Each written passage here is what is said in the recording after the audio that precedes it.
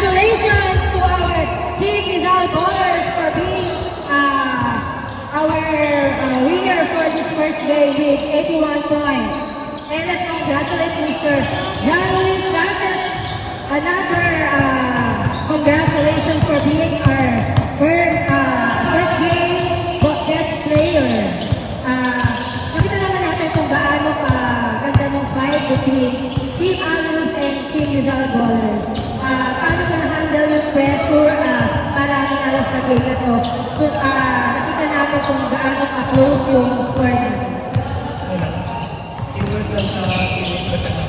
Usap lang lang sa loob. Hindi naman yun. Okay, it's always teamwork para matalo sa isang game.